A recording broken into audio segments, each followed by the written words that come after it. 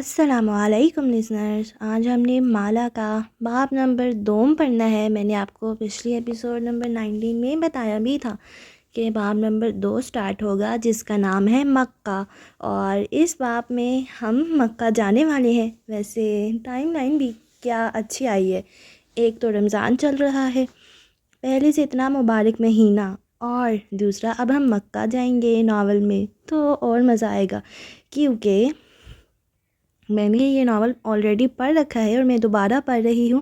تو مکہ کے جو ہے نا وہ سب بہت اچھا لکھا گیا ہے، جہاں وہ بیت اللہ جائے گی مالا، اور وہ سب بہت خوبصورت لکھا گیا ہے۔ اگر آپ لوگ بھی اب یہ باب 2 سننا چاہتے ہیں اور کتنے ایکسائٹیڈ ہیں، مجھے کمنٹس میں بتانا مت بھولیے گا۔ اور مالا کیسے جائے گی مکہ، اور آگے اس کے ساتھ ساتھ کیا کیا ہونے والا ہے، یہ تو اب باب 2 میں پتہ چلے گا۔ ویسے یہ بہت اچھا باب ہے، نو ڈاؤٹ، سارے باب اچھے ہیں لیکن یہ والا بہت اچھا ہے۔ تو چلیں پھر آج کے اس باب کو سٹارٹ کرتے ہیں۔ چیپٹر نمبر 8 ہے باب 2 مکہ۔ ہمارے خواب ہمیں لے جاتے ہیں مزید نئے خوابوں کی طرف، اور اس سحراب کا کوئی اہتمام نہیں ہوتا۔ زندگی ایک ریل گاڑی ہے بدلتے مزاج کی، جیسے ہو موتیوں کی مالا، اور جیسے جیسے ہم ہر ایک موتی سے گزرتے ہیں ہم دیکھتے ہیں کہ سارے موتی دراصل مختلف رنگوں کے عدسے ہیں۔ وہ دنیا کو اپنے رنگ میں دکھاتے ہیں، اور ہر عدسہ وہی دکھاتا ہے جو اس کی نظر کے سامنے ہوتا ہے۔ پہاڑ سے ہم صرف پہاڑ دیکھ سکتے ہیں، ہم اسے کی تصویر بناتے ہیں جس کی بنا سکتے ہیں، اور ہم وہی دیکھتے ہیں جسے ہم نے خود بنایا ہوتا ہے۔ فطرت اور کتابوں کو کیسے پڑھنا ہے یہ مرضی ہے دیکھنے والی آنکھ کی۔ انسان کیا دیکھے گا آسمان پہ، ڈوبتا سورج یا کوئی نظم؟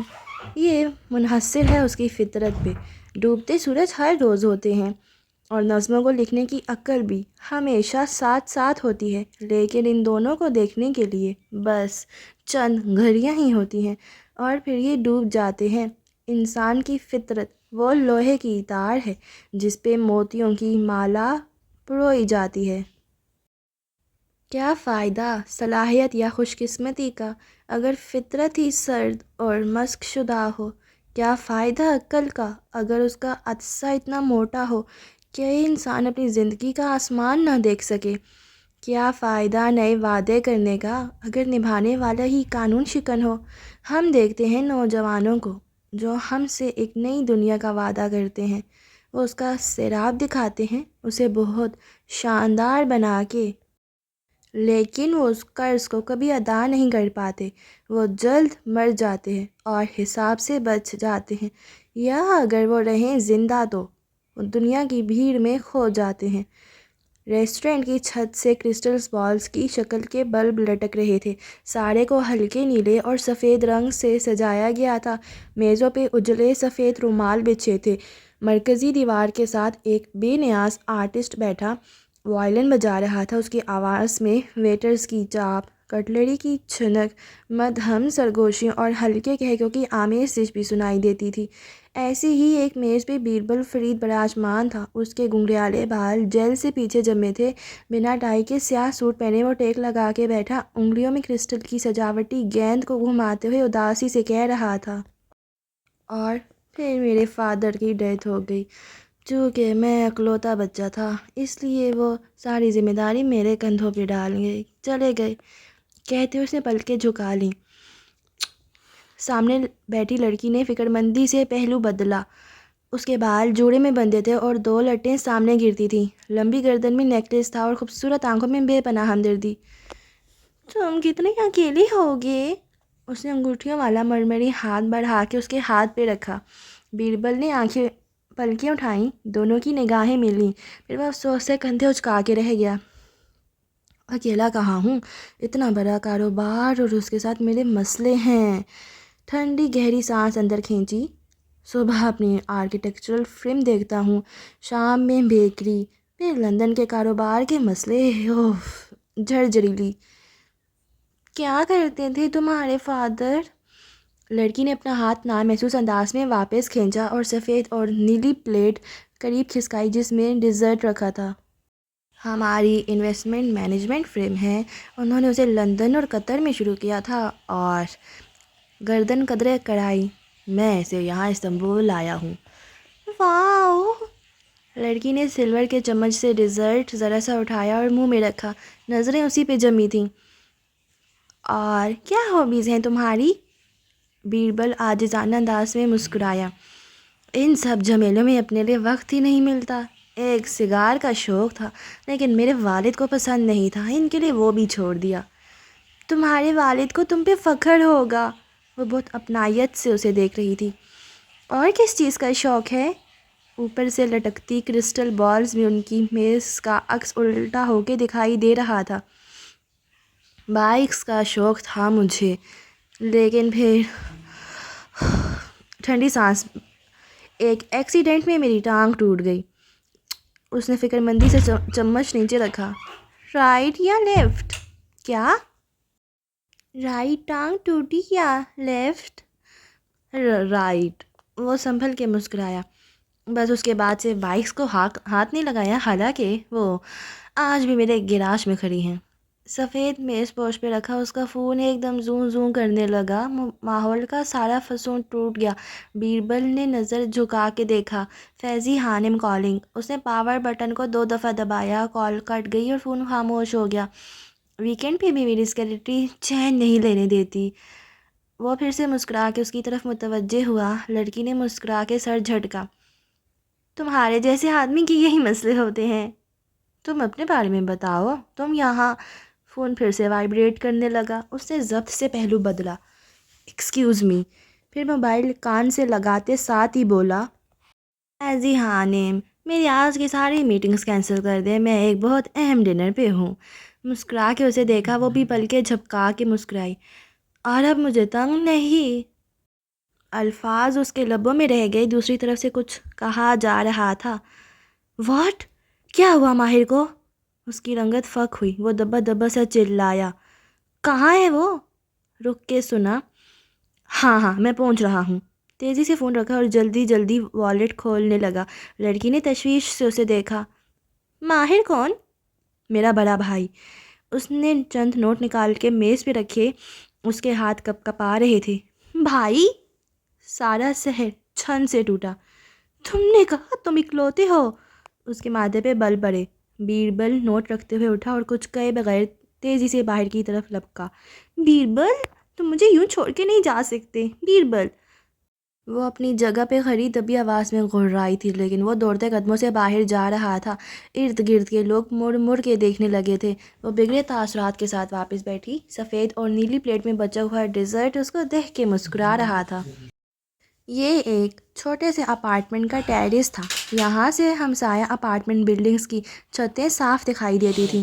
ٹیرس پہ ایک سادہ سا جھولا رکھا تھا، جس کی لکڑی پہ فیری لائٹس لگی تھیں۔ جھولے پہ آرام دہ کشن رکھے تھے اور سامنے میز پہ لیپ ٹاپ اسکرین پہ نیٹ فلکس کا سرخ این رکھا ہوا نظر آ رہا تھا۔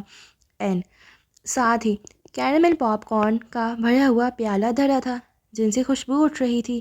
ٹیرس پہ بنا یہ چھوٹا مگر آرام دہ سیٹ اپ ویکینڈ کا اعلان کر رہا تھا۔ دفتن اندرونی دروازے سے شبنم آتی دکھائی دی۔ پیروں میں کپڑے کے چپل پہنے، بالوں کو تولیے کی پگڑی میں لپیٹے وہ نائٹ سوٹ میں ملبوس تھی۔ ایک فخریہ نظر اس نے اپنے جگمگاتے ہوئے جھولے پہ ڈالی اور پھر سر اٹھا کے سیاہ آسمان کو دیکھا، جہاں چند تارے دکھائی دے رہے تھے۔ سارا ہفتہ مجھے اس رات کا انتظار رہتا ہے، بالآخر آج مجھے ماہر بے نامی بلا تنگ نہیں کرے گی۔ وہ لاہور جا رہا تھا اور ویسے بھی وہ ویکینڈ پہ اس کو کم ہی تنگ کرتا تھا۔ وہ مسکرا کے جھولے پہ یوں بیٹھی کہ کشن میں دھنس سی گئی اور میز پہ پیر رکھ لیے، پھر لیپ ٹاپ گود میں رکھا اور ایئر فونز کانوں میں گھسائے۔ 2.5 گھنٹے کی قسط دیکھنے کے لیے پاپ کارن بناتی ہوں اور وہ 2.5 منٹ میں ہی ختم ہو جاتے ہیں، لیکن خیر۔ اس نے سر جھٹکا اور خوب سیٹ ہو کے بیٹھنے کے بعد اسکرین آن کی۔ جہاں سے سلسلہ پچھلے ویکینڈ پہ ٹوٹا تھا وہیں سے جوڑا۔ ٹن ٹن، فون ایک دم سے چیخا تو ہاتھ سے پاپ کارن کے ٹکڑے دور جا گرے۔ شبنم نے بد مزہ ہو کے موبائل اٹھایا۔ بیربل کالنگ۔ اس وقت میں نہیں اٹھا رہی، جتنی مرضی کال کر لے۔ موبائل سائلنٹ کر کے اس نے واپس اسکرین کو دیکھا، لیکن ارتکاز ٹوٹ چکا تھا۔ کال پھر سے آنے لگی تو شبنم نے اوف اللہ کہتے ہوئے فون جھپٹ کے اٹھایا۔ نہیں بیربل، نہیں وہ زور سے گڑائی۔ مطلب کیا بیربل، کیا کیا؟ دوسری طرف کہے جانے والے الفاظ سن کے شبنم کے چہرے کی بیزاری انکا ہوئی اور دھیرے دھیرے اس کی رنگت بدلنے لگی، آنکھیں پھیل گئیں اور لب کھلے کے کھلے رہ گئے۔ اگلے ہی لمحے اس نے تیزی سے ٹانگیں نیچے اتاری، لیپ ٹاپ میز پہ رکھا، جلدی سے پیر سلیپرز میں گھسیڑے اور اٹھ کے اندر بھاگی۔ فیری لائٹ سے سجا جھولا، کیرمل سے سجے پاپ کارن اور ساکن ہوئی اسکرین مایوسی سے اسے دور جاتے دیکھ رہے تھے۔ سریار پولیس اسٹیشن کے باہر جلتی بجھتی بتیوں والی کارز آتی جاتی دکھائی دے رہی تھیں۔ پولیس اسٹیشن کئی منزلہ تھا اور اس کا ہر فلور مختلف جرائم کے لیے مختص تھا۔ ہومی سائڈ فلور پہ ایک بڑا سا ہال بنا تھا جس میں جگہ جگہ ڈیسک لگے تھے۔ کچھ لوگ فائل ادھر ادھر لیے جا رہے تھے، کچھ کمپیوٹرز کے سامنے جھکے تھے۔ ایسے میں کونے میں ایک آفس تھا جس کے سلائڈنگ ڈور کھلے تھے۔ باہر باش کامسر یعنی چیف انسپکٹر کی تختی لگی تھی۔ اندر ایک بڑی میز کے پیچھے براجمان چنگیز فون کا ریسیور کان سے لگائے یوں بیٹھا تھا کہ بوٹ میز پہ رکھے تھے، گریبان کے 2 بٹن کھلے تھے اور ہاتھ میں سگریٹ تھا۔ وہ بگڑے تاثرات کے ساتھ کسی سے فون پہ بات کر رہا تھا۔ کال ختم ہوئی تو اس نے ریسیور رکھا اور سگریٹ کی راکھ کو ایش ٹرے میں جھٹکا، پھر کھلے دروازوں کے پار ہال کمرے کو دیکھا جس کی ایک دیوار پہ اونچا گھڑیال نصب تھا۔ وقت کی سوئیاں دیکھ کے چنگیز نے بیزاری سے منہ پہ ہاتھ رکھ کے جمائی روکی، پھر ایک اسسٹنٹ فائل لیے اندر آتا دکھائی دیا تو اس نے بوٹ نیچے اتارے۔ باش کامسر، ایک بات پوچھوں؟ اسسٹنٹ نے فائل اس کے سامنے رکھ کے کھولی اور ساتھ ہی دانت نکال کے مخاطب کیا تو چنگیز سستی سے سیدھا ہوا اور قلم نکالا۔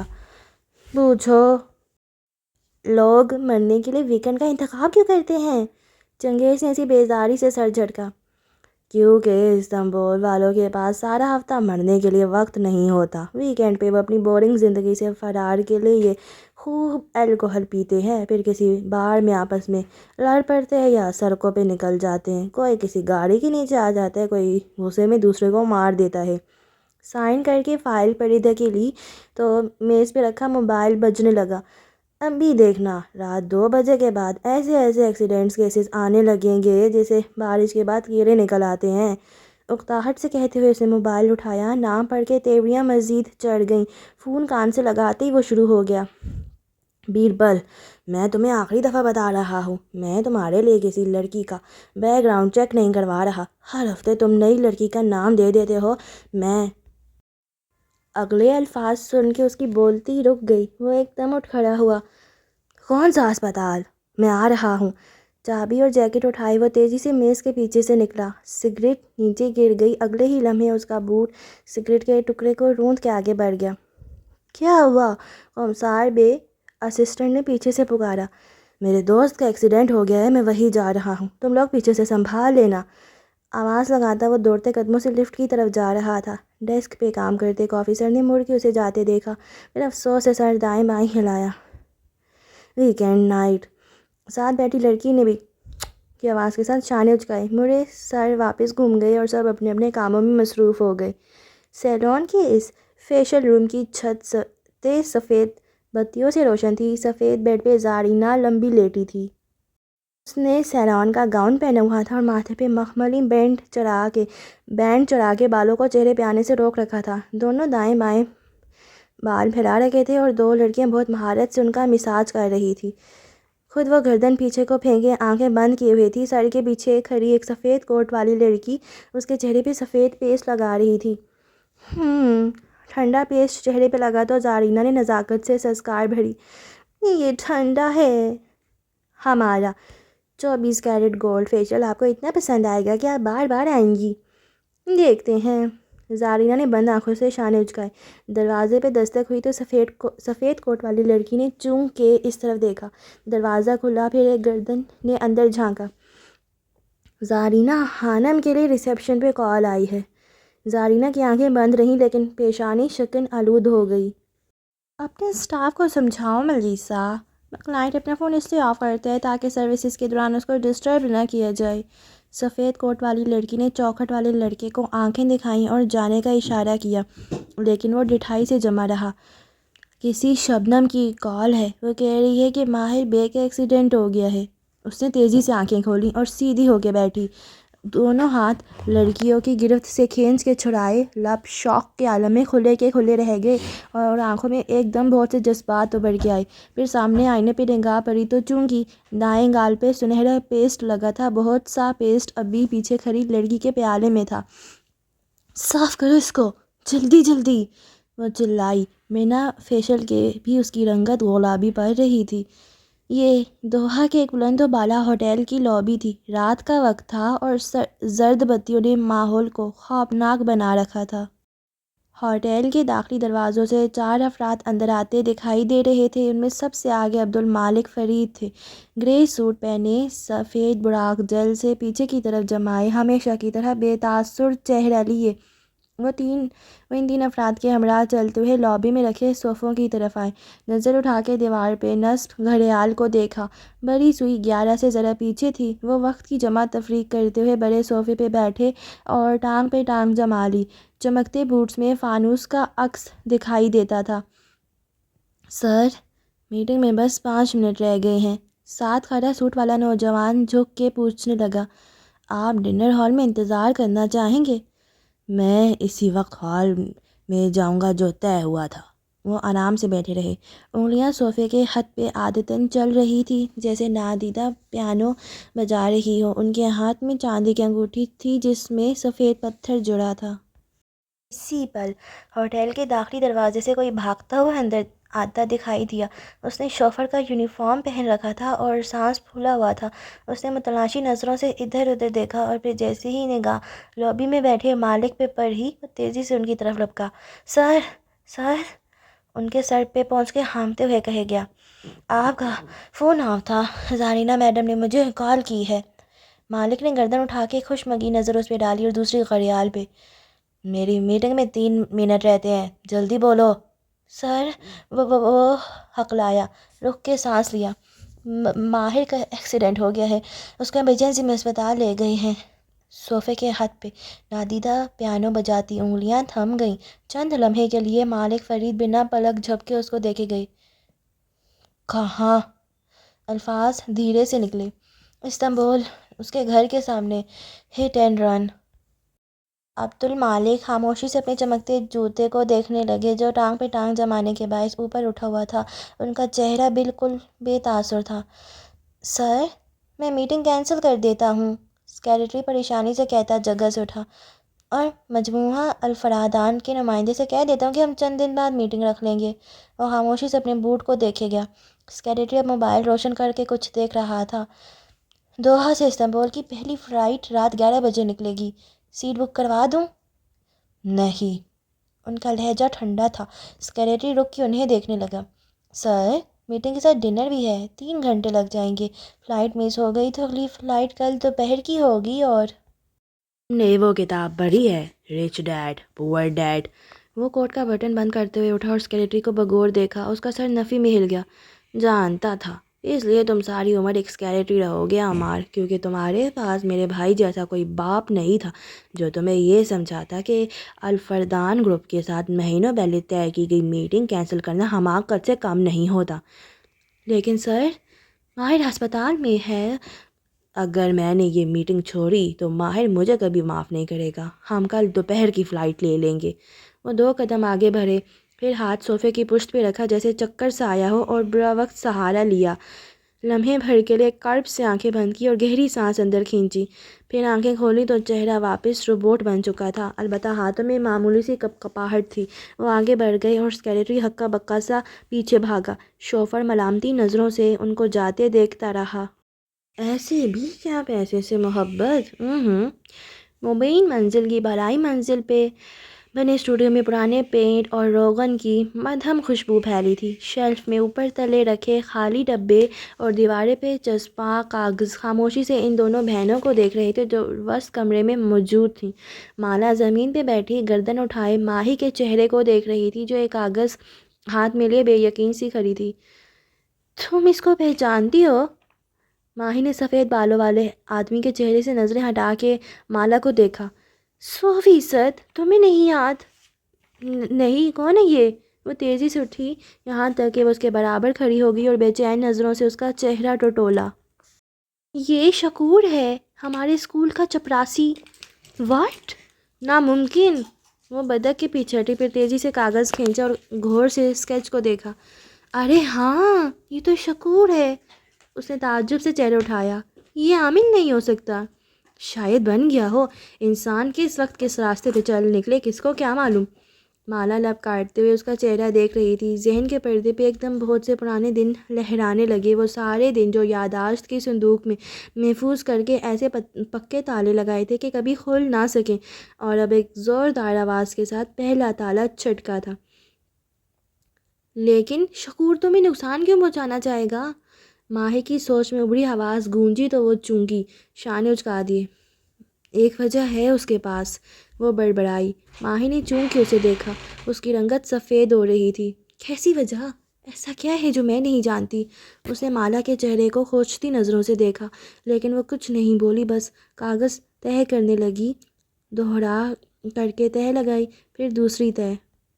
تم پر اصرار ہوتی جا رہی ہو مالا، تم نے مجھے وہ راز بھی نہیں بتایا جو تمہیں ماں کی ڈیتھ پہ معلوم ہوا تھا اور جس کے باعث تم اتنی پرسکون تھیں۔ وہ کاغذ کو ایک کے بعد ایک تہہ لگا رہی تھی، اب وہ موٹا ہوتا جا رہا تھا، سو اسے موڑنے میں مشکل ہو رہی تھی۔ اب ہم شکور کو کیسے ڈھونڈیں گے؟ ماہی کھنکاری۔ مالا غائب دماغی سے کاغذ کو دوہرا کر رہی تھی۔ ماہی نے اس کے ہاتھ پہ ہاتھ رکھا تو وہ چونک کے اسے دیکھنے لگی۔ کیا کہا تم نے؟ تم ایک کاغذ کو 7 دفعہ سے زیادہ فولڈ نہیں کر سکتی۔ کشمالہ مبین نے گہری سانس لے کر شانے اچکائے۔ ورلڈ ریکارڈ 12 دفعہ کا ہے۔ اور وہ دھیرے سے ہنس دیں۔ ماحول پہ چھائی سوگواریت ختم ہوئی۔ شکور عامل ہوگا، لیکن وہ کسی کلائنٹ کے کہنے پہ ہمارے اوپر عمل کر رہا تھا۔ اس کا کلائنٹ کون ہو سکتا ہے؟ ماہی نے گال پہ انگلی رکھی، پھر خود جواب دیا۔ یقیناً کبیرہ تائی۔ ہم نے کبیرہ تائی کا کیا بگاڑا ہے؟ مالا افسوس سے دیوار پہ لگے کاغذوں کو دیکھ رہی تھی۔ ماں اور میں نے ان کا بہت کچھ بگاڑا ہے، اسی لیے میری بیٹی کے پیچھے پڑی تھی۔ ہمارے اوپر جادو کروانے والے عموماً قریبی رشتہ دار ہی نکلتے ہیں۔ پھر وہ چونکی جیسے کچھ یاد آیا۔ ماہر کا قریبی چچا! گھبرا کے دسی کی۔ ماہر فرید کا چچا جس نے اوشن خریدا تھا، اسی کے کہنے پہ خریدا ہوگا، وہ تلخی سے بڑبڑائی۔ اس نے تمہیں کال کی تھی لیکن خود ملنے نہیں آیا، اپنے بھتیجے کو بھیج دیا۔ وہ تمہارا سامنا کرنے سے اعتراض کیوں کر رہا تھا؟ معلوم نہیں۔ کشمالہ نے لا علمی سے شانے اچکائے۔ یقیناً وہ اوشن آتا رہتا ہوگا، میرا اور اس کا سامنا ہوا ہوگا اور وہ دوبارہ نہیں ملنا چاہتا ہوگا۔ کیا تمہیں اس سے ملاقات یاد ہے؟ نہیں، شاید اس نے اپنا نام نہ بتایا ہو سکتا ہے اس نے ماہر فرید کو بتائے بغیر۔ میں اس کو یا اس کے خاندان کو ڈسکس نہیں کرنا چاہتی۔ وہ ایک دم بیزار ہوئی۔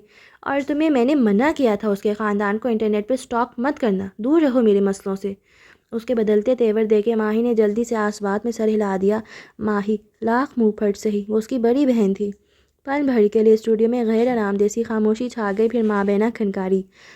نگینہ آنٹی اس روز بتا رہی تھی کہ اگلے ہفتے زیاد آئے گا، تعزیت کے لیے اور اپنی منگنی کے لیے۔ معلوم ہے تمہاری بھی اس سے ملاقات ہو جائے گی۔ مالا پلٹ کے طے شدہ کاغذ کو ایک فولڈر میں ڈالنے لگی۔ میں زیاد سے مل چکی ہوں۔ کب؟ مالا نے تعجب سے پلٹ کے اسے دیکھا۔ سہیل کی شادی پہ ہم دونوں اس سے ملے تھے، یاد نہیں؟ تب میں اوشن کی مینیجر تھی، میرا دماغ کام میں اتنا مصروف ہوتا تھا کہ یادداشتیں نہیں بنتی تھیں۔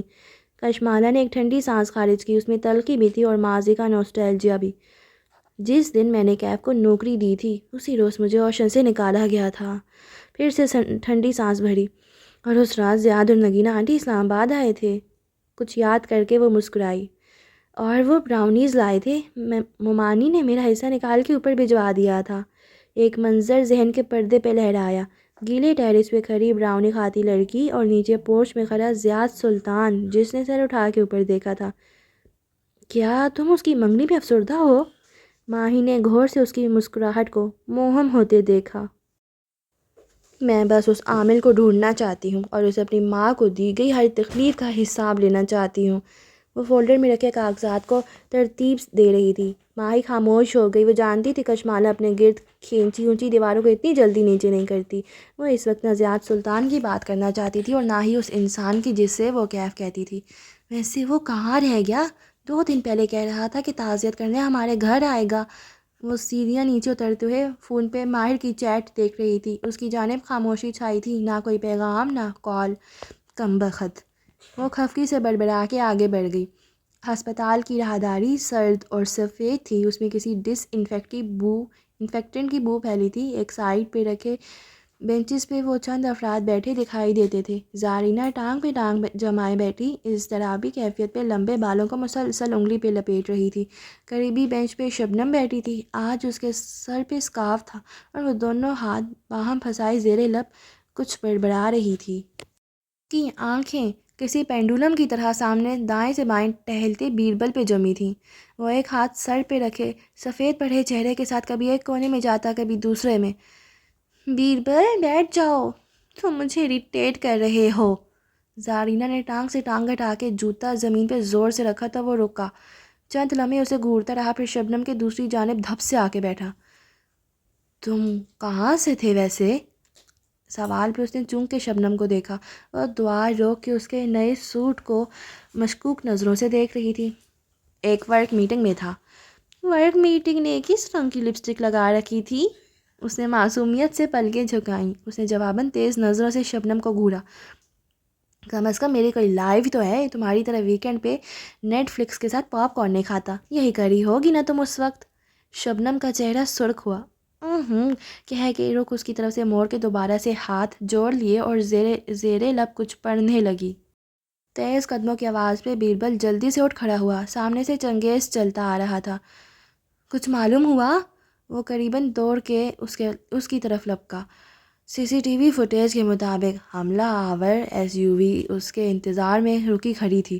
اس کو سڑک کراس کرتے دیکھ کے آگے بڑھی اور ٹکر مار کے نکل گئی۔ یعنی یہ سراسر قاتلانہ حملہ تھا؟ اس کی آنکھیں بے یقینی سے پھیل گئیں۔ چنگیز نے آسوات میں سر ہلا دیا۔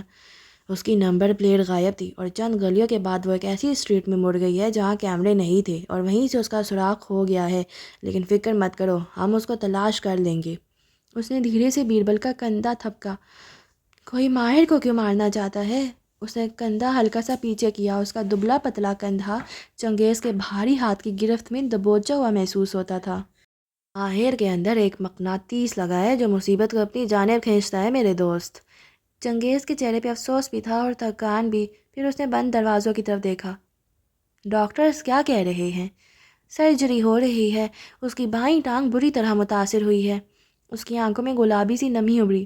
وہ ٹھیک ہو جائے گا، ماہر بہت سخت جان ہے۔ اس کا ایک دفعہ پہلے بھی بائک ایکسیڈنٹ ہوا تھا، تب اس کی رائٹ ٹانگ زخمی ہوئی تھی۔ رائٹ نہیں، لیفٹ۔ زارا نے اسے گھورا۔ تب بھی اس کی لیفٹ ٹانگ ہی زخمی ہوئی تھی۔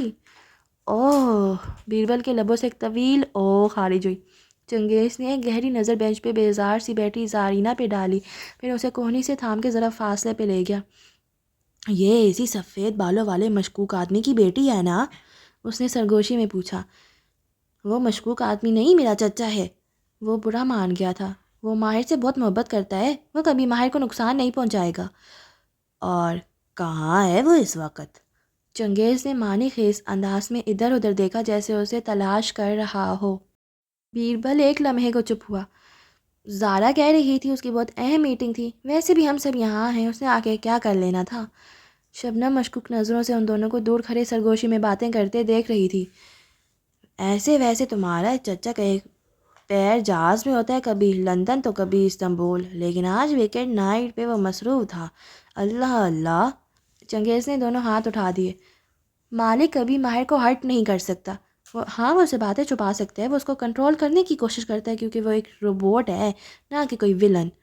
اس کا انداز اتنا یقینی تھا کہ چنگیز سے گہری سانس بھر کے رہ گیا۔ تم بہتر جانتے ہوگے تمام۔ تم لوگ آپس میں کیا بات کر رہے ہو؟ شبنم کی آواز پہ وہ دونوں چونک کے پلٹے۔ میں ڈسکس کر رہے تھے، تم آ گئی ہو اس لیے چپ کر گئے ہیں، بیربل جل کے بولا۔ شبنم نے خفگی سے اسے دیکھا، پھر ہتھیلی پھیلا کے چنگیز کے سامنے کی۔ ماہر بے کا فون کہاں ہے؟ اوہ ہاں، یہ رہا۔ چنگیز نے ماتھے کو چھوا، پھر دوسرے ہاتھ سے جیکٹ کی جیب سے ایک زپ لاک بیگ نکال کے اس کی طرف بڑھایا جس کے اندر ایک ٹوٹی اسکرین والا موبائل تھا۔ یہ تباہ ہو چکا ہے۔ ایپل کے فون اتنی جلدی تباہ نہیں ہوتے، صرف اسکرین ٹوٹی ہے۔ شبنم فون کو نکال کے الٹ پلٹ کر رہی تھی۔ ذرا دیر بعد اسکرین روشن ہو گئی تو وہ فاتحانہ انداز میں مسکرا دی۔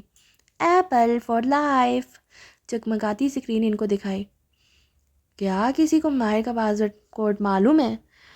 نہیں، لیکن اس کی کیا ضرورت، ہم سب قریبی لوگوں کو اطلاع کر چکے ہیں۔ اور وہ باغباں کی بیٹی؟ بیربل جہاں تھا وہیں رہ گیا، اسے تو وہ بھول ہی گیا تھا۔ تمہیں اسے بتانا چاہیے، چنگیز تیزی سے بولا۔ وہ یقیناً آ جائے گی اور شاید دونوں کے سارے مسئلے حل ہو جائیں۔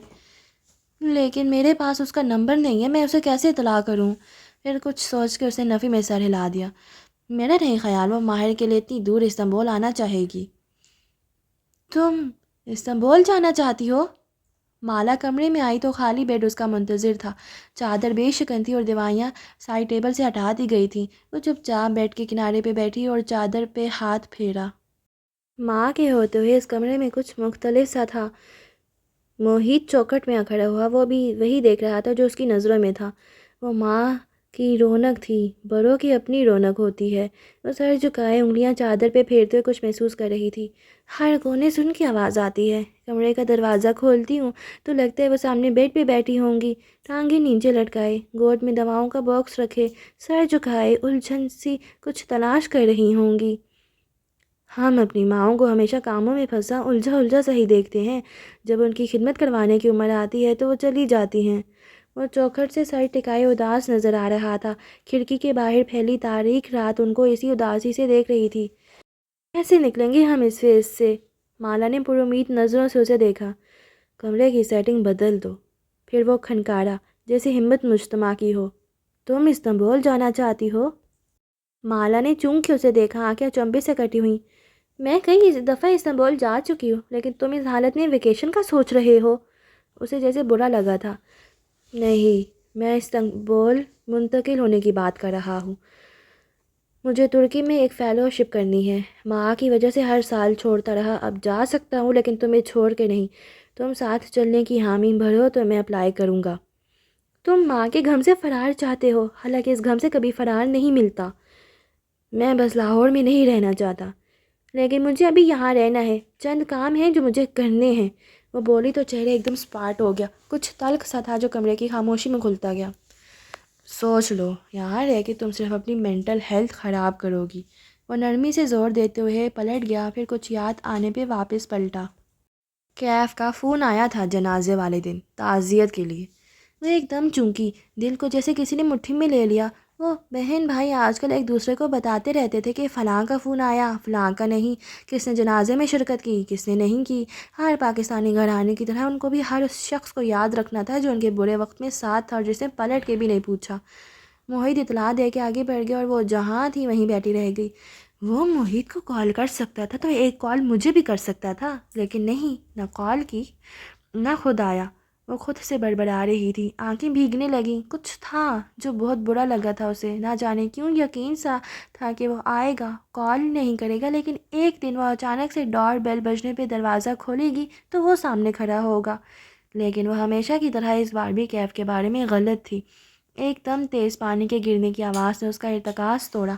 مالا نے چونک کے باتھ روم کی سمت دیکھا، وہاں کوئی نہیں تھا۔ پھر وہ دھیرے سے اٹھی اور قدم قدم چلتی باتھ روم تک آئی۔ نیم وا دروازہ پورا دھکیلا، سنک کا نل کھلا تھا اور پانی تیز دھار سے نیچے گر رہا تھا۔ وہ آگے بڑھی اور سختی سے نل بند کیا، پھر پلٹی ہی تھی کہ ٹونٹی کے گھومنے کی آواز آئی اور نل دوبارہ چل پڑا۔ ایک گہری سانس لے کر کشمالہ مبین واپس پلٹی، چہرے پہ نہ کوئی خوف تھا نہ کوئی پریشانی تھی۔ تمہیں لگتا ہے تم مجھے ڈرا سکتے ہو، وہ بھی ایک پانی کے نل سے؟ وہ آگے بڑھی اور ٹونٹی زور سے گھمائی لیکن مخالف سمت، ایسے کہ نل پورا کھل گیا۔ پانی کی دھار مزید تیز ہو گئی۔ لو، کھل گیا نل، مزید کیا کرنا ہے؟ میرے گھر کے شیشے توڑنے ہیں؟ توڑو نا۔ وہ دائیں بائیں خالی باتھ روم میں دیکھتے ہوئے زور سے گھرائی۔ کیا کر سکتے ہو تم؟ مجھے ڈرانا چاہتے ہو؟ ڈراؤ نا، آؤ پھر سے پکڑو میری گردن۔ وہ اطراف میں دیکھتے ہوئے گول گول ایڑیوں پہ گھوم رہی تھی۔ تم ایک بیوقوف اور ڈرپوک مخلوق ہو، میں تم سے نہیں ڈرتی۔ وہ عامل جس کے تم غلام ہو اور جس کے کہنے پہ تم نے میری ماں کو اذیت دی تھی، جا کے اس کو میرا ایک پیغام دینا۔ اس کی گڑاہٹ بلند ہو رہی تھی۔ اس سے کہنا وہ تیار رہے، مجھے اس کا چہرہ معلوم ہے اور میں اسے ڈھونڈ نکالوں گی۔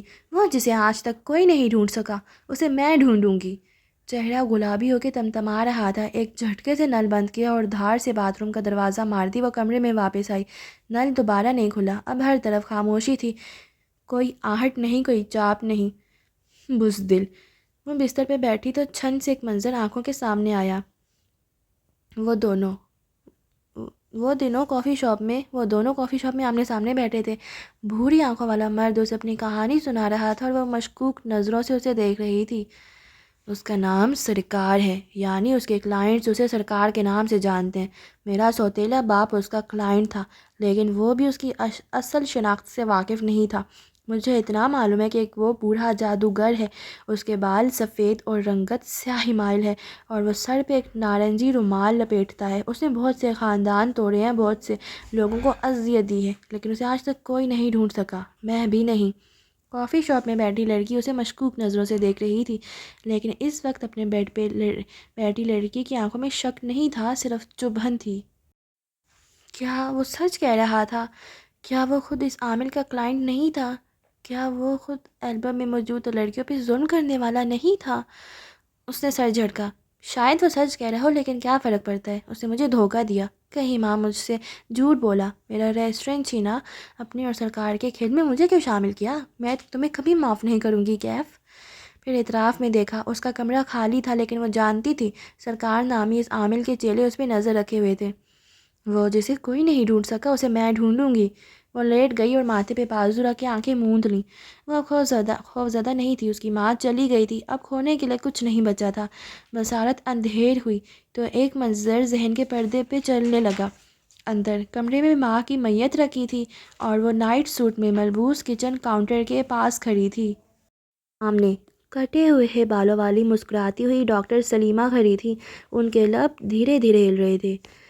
کیا میں تمہیں ایک ایسا راز بتاؤں جو ان بچوں کو معلوم ہوتا ہے جن کے ماں باپ ان کے سامنے مر جاتے ہیں؟ میرے والد کی ڈیتھ اس وقت ہوئی جب میں بہت چھوٹی تھی سلیمہ آنٹی، تب تو مجھے ایسا کوئی راز معلوم نہیں ہوا۔ کچن کاؤنٹر کا منظر ہوا میں تحلیل ہو گیا۔ ایک آنسو آنکھ سے نکلا اور گردن پہ لڑکتا چلا گیا۔ اس آنسو کا رنگ شفاف پانی جیسا تھا اور اس شفاف پانی میں دھنک کے 7 رنگ مقید تھے۔ ان رنگوں کے اندر ایک اور منظر جنم لینے لگا، عورتوں اور مردوں کا ایک ہجوم۔ وسط صحن میں رکھی چارپائی، اجلے سفید کفن میں لپٹا ایک بند آنکھوں والا مردانہ چہرہ، چارپائی کی پائنتی کے ساتھ بیٹھی ایک فرباہا سی لڑکی جس کی آنکھیں سبز تھیں اور کلاہیوں میں سونے کے کنگن تھے، وہ سر جھکائے دھیمی آواز میں روئی جا رہی تھی۔ صحن کے دوسرے کونے پہ وہ کھڑی تھی، ایک چھوٹی سی سبز آنکھوں والی لڑکی جس نے بالوں کی اونچی پونی بنا رکھی تھی۔ اس کے کندھے کے ساتھ ایک لڑکا کھڑا تھا جو قد میں اسے چند انچ چھوٹا تھا۔